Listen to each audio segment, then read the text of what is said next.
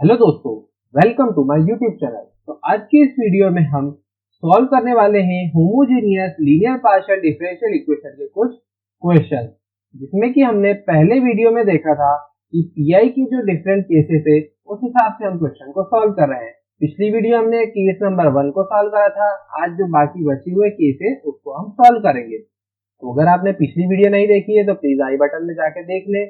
और अभी हम देखते हैं कि आगे के केसेस में हम कैसे स्टेप्स को फॉलो करते हैं। तो पहला क्वेश्चन है, solve del cube z upon del x cube minus 3 del cube z upon del x square into del y plus 4 del cube z upon del y cube equal to e power x plus 2y। पहले हम क्या करते हैं, firstly we put del upon del x equal to capital D और del upon del y equal to capital del dash. अब हमारी equation change होके आ गई। वैल्यू पुट करने के बाद अब हमारी इक्वेशन हो गई है capital D cube into z minus 3D square D dash into z plus 4D dash cube equal to e power x plus 2y। z को कॉमन ले लेते हैं, z कॉमन लेंगे तो d cube minus 3D square D dash plus 4D dash cube into Z equal to e power x plus 2y। अब जो हमारा complete solution होता है वो होता है z equal to C F plus P I के इक्वल। तो सी एफ को फाइंड करने के लिए हम करेंगे फाइंड पहले ऑक्सिलरी इक्वेशन। उसके लिए हम कैपिटल D को m से डिनोट करते हैं और D डैश को 1 से डिनोट करते हैं। तो जो भी इक्वेशन आती है उसे इक्वेट कर देते हैं 0 से। तो अब हम लिख देंगे हमारी इक्वेशन को m cube minus 3m square plus 4 equal to 0। अब ये हमारी इक्वेशन जो है वो एक क्यूबिक इक्वेशन है। उसको सॉल्व करने के लिए हम पहले हिट एंड ट्रायल मेथड को यूज करेंगे। हिट एंड ट्रायल के लिए पहले हम पुट करेंगे m इक्वल टू 0, वो हो गया हमारा 0 माइनस 0 प्लस 4 इक्वल टू 0। ये नहीं आ रहा है LHS इक्वल टू RHS। फिर हम पुट करेंगे m इक्वल टू 1, ये आ गया 1 माइनस 3 प्लस 4 इक्वल टू 0। इसका भी LHS इक्वल टू RHS नहीं आ रहा है। फिर हम पुट करेंगे m इक्वल टू माइनस 1। जैसे ही हमने माइनस 1 पुट करा तो ये आ गया minus 1 minus 3 plus 4 equal to 0 और इसका LHS RHS इक्वल आ रहा है। तो एक जो सॉल्यूशन हो गया m इक्वल टू माइनस 1 वो हमें मिल गया इस क्यूबिक इक्वेशन का। अब हम क्या करेंगे, इस m प्लस 1 जो है इससे जो बना m प्लस 1 इक्वल टू 0, इसको हम डिवाइड करेंगे हमारी जो गिवन इक्वेशन है उससे, ताकि जो बाकी जो हमारा जो सॉल्यूशन है वो जो ताकि बाकी जो दो रूट्स है वो हम कैलकुलेट कर सके। तो क्या करेंगे, हम m प्लस 1 का डिवाइड देंगे। m प्लस 1 डिवाइडेड बाय हमारी जो इक्वेशन है वो क्या है, m cube minus 3m square plus 4। पहले हम m स्क्वायर का मल्टीप्लाई करेंगे तो ये हो गया m cube minus plus m square, minus करा ये कैंसिल आउट हो गया, ये बचा minus 4 m square plus 4 minus 4 m का मल्टीप्लाई करेंगे तो ये हो गया माइनस 4 एम स्क्वायर, ये हो गया माइनस 4 एम, ये प्लस ये आपस में कैंसिल आउट। अब हमारे पास बचा 4m प्लस 4। अब हम क्या करेंगे, प्लस 4 का मल्टीप्लाई करेंगे तो ये हो गया 4m प्लस 4। दोनों को माइनस करेंगे तो फाइनल आंसर 0 आ गया। मतलब ये जो हमारा सॉल्यूशन कैलकुलेट करा वो सही है। और जो दूसरी इक्वेशन है उसको अब हम ऐसे रीडिफाइन कर देंगे, कैसे, m plus 1 into m square minus 4m plus 4 equal to 0। मतलब ये जो गिवन इक्वेशन है इसको हमने इस इक्वेशन में ब्रेक कर दिया है। अब इससे तो हमें m प्लस 1 सॉल्यूशन आ ही गया था। अब हम बाकी जो दो रूट्स है वो हम निकालेंगे m square minus 4m plus 4 equal to 0 put करके। तो ये आ गया m माइनस 2 का होल स्क्वायर इक्वल टू 0।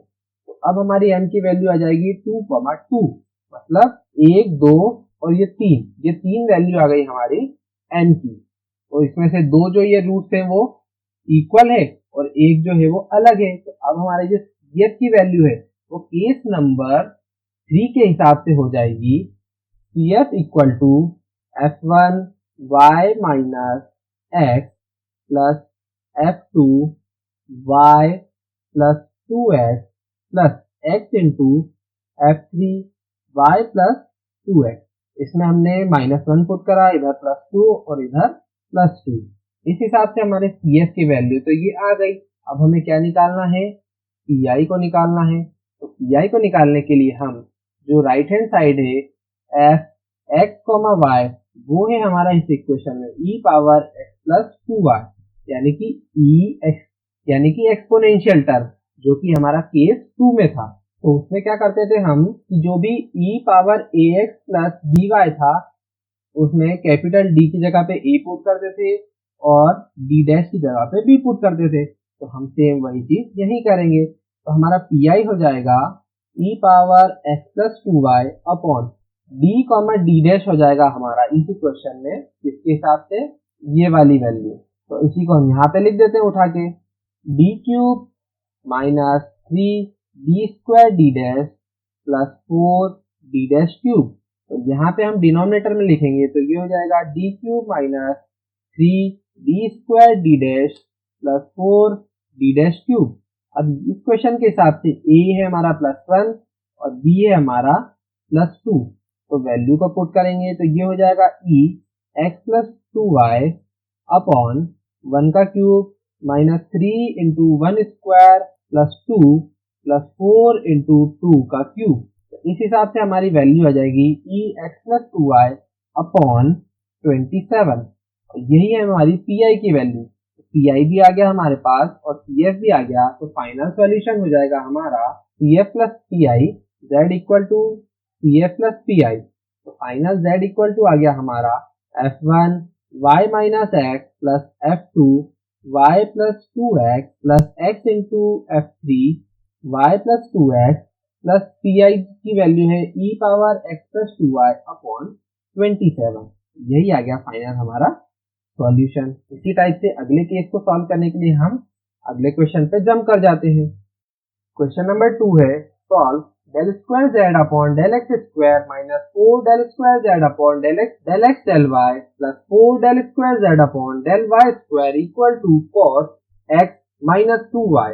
पहले हम क्या करते हैं, पुट करते हैं del अपॉन del x को कैपिटल D से और del अपॉन del y को d डैश। इस हिसाब से हमारी जो इक्वेशन है वो चेंज होकर आ जाएगी d square minus 4d into d dash plus 4d dash square into z equal to cos x minus 2y। मतलब f d डैश हो गया हमारा d square minus 4d dash plus 4d dash square और f x y हो गया हमारा cos x minus 2y के equal. तो इसकी हेल्प से पहले हम complete solution z equal to CF plus PI को फाइंड करेंगे। तो CF को फाइंड करने के लिए हम ऑक्सिलरी इक्वेशन फॉर्म करेंगे। तो उसके लिए हम कैपिटल D को m पुट करना पड़ेगा और D डैश को 1 पुट करना पड़ेगा। तो वो इक्वेशन आ जाएगी ऑक्सिलरी इक्वेशन हमारी m square minus 4m plus 4 equal to 0। और ये हो गया हमारा n माइनस 2 का होल स्क्वायर इक्वल टू 0। तो n की वैल्यू आ जाएगी +2 प्लस 2, मतलब कि दोनों इक्वल रूट्स है। इस हिसाब से CF आ जाएगा CF equal to F1 y plus 2x plus x into F2 y plus 2x। अब हमें कैलकुलेट करना है PI की वैल्यू।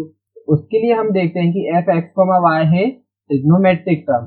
तो ट्रिग्नोमेट्रिक टर्म में हम क्या करते थे, cos ax प्लस by जब रहता था तो कैपिटल D स्क्वायर की जगह पे माइनस a स्क्वायर पुट करते थे, कैपिटल D डैश स्क्वायर की जगह पे माइनस d स्क्वायर पुट करते थे और d इंटू d डैश की जगह पे माइनस ab की वैल्यू को पुट करते थे। तो चलो हम वही चीज को दोहरा देते हैं। For PI equal to equation हमारी हो जाएगी cos x minus 2y upon f d dash हो जाएगा हमारा d square minus 4d into d dash plus 4d dash square equal to, यहाँ पे a इक्वल टू है 1 और b इक्वल टू है -2। तो cos x minus 2y upon d dash की जगह पे माइनस a स्क्वायर यानी कि 1 माइनस 4 और यहाँ पे आ जाएगा माइनस ab। तो हम माइनस ab हो जाएगा 2 के equal plus 4 into minus of B square, तो बी स्क्वायर की वैल्यू हो जाएगी हमारी 2 के इक्वल, को हम सिंप्लीफाई कर देते हैं तो कॉस आ गया x माइनस 2y अपॉन, ये हो गया सिंप्लीफाई होके 25 के इक्वल। पी की वैल्यू तो आ गई cos x minus 2y upon 25, C की वैल्यू हमने ऑलरेडी कैलकुलेट कर ली है, तो final solution z equal to C S plus P I हमारे पास आ गया है, तो उसे हम जल्दी से लिख भी लेते हैं। तो z इक्वल टू आ गया C F f1 y minus y plus 2x plus x f2 y plus 2x plus P की वैल्यू है cos x minus 2y upon 25।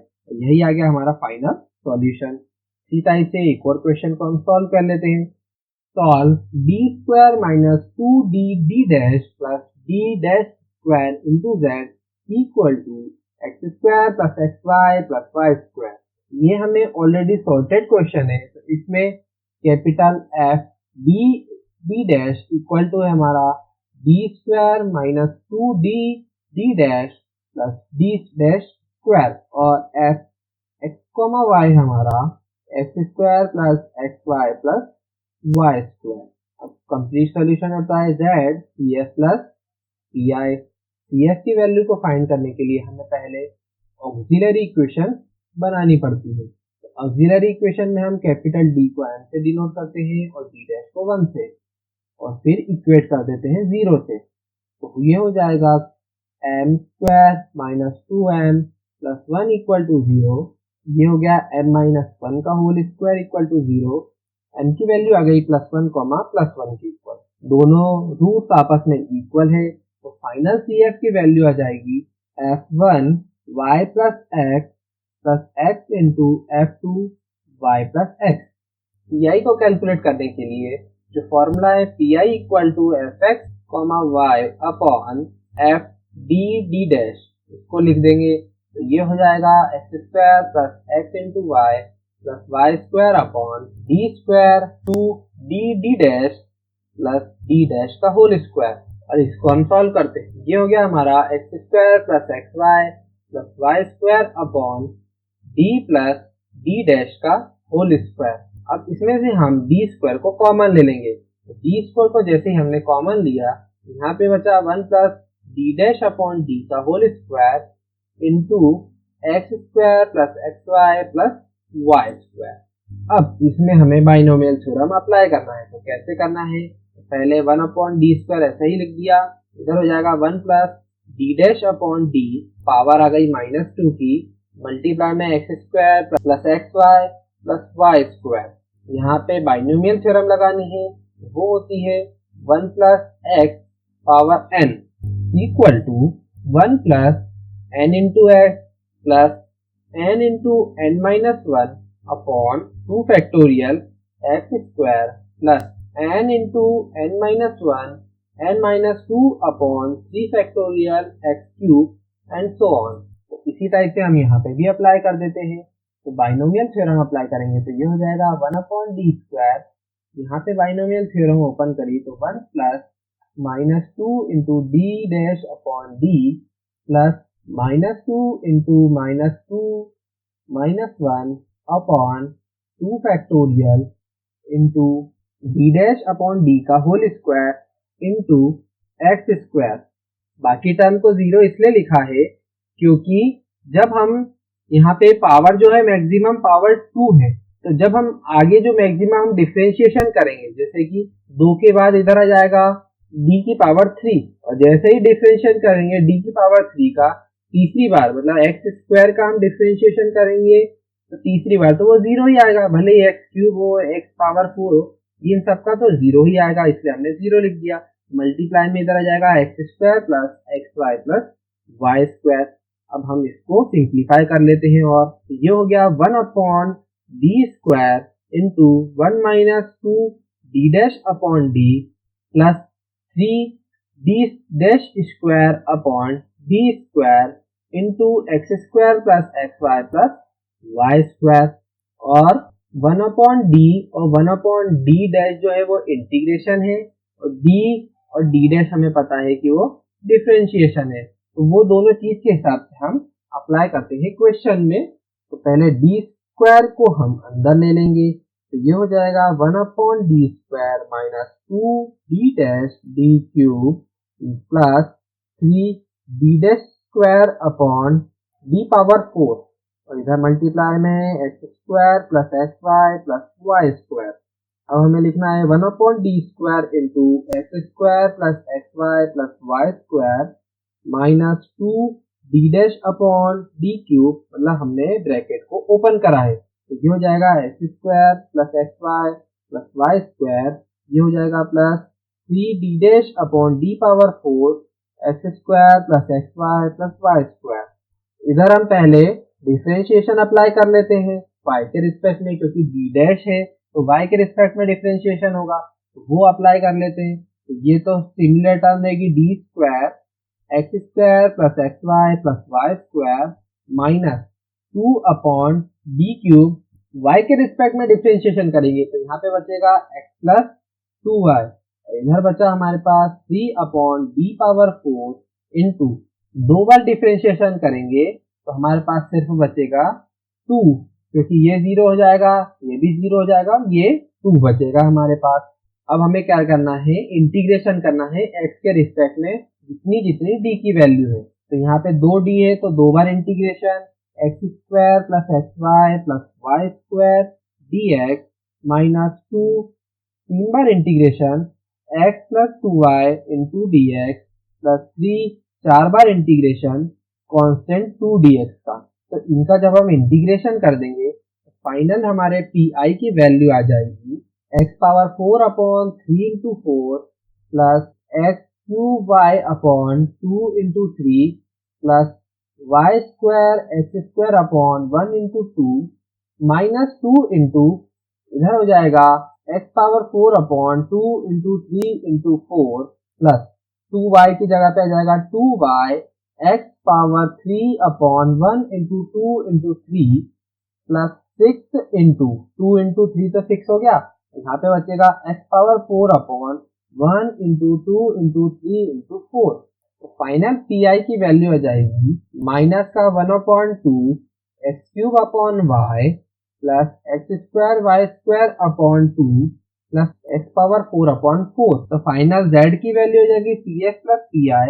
तो cf की वैल्यू थी हमारी f1 y plus 2x plus x into f2 y plus 2x plus x⁴ upon 4 plus x² y² upon 2 minus 1/2 x³ y। तो ये आ गया हमारा फाइनल सॉल्यूशन इस क्वेश्चन का, जिसमें कि हमने केस 3 यूज करा है pi का पर्टिकुलर इंटीग्रल। तो अभी तक आपने मेरे चैनल को सब्सक्राइब नहीं करा है, प्लीज उसे सब्सक्राइब कर दें और शेयर करें अपने दोस्तों के साथ। See you in the next video.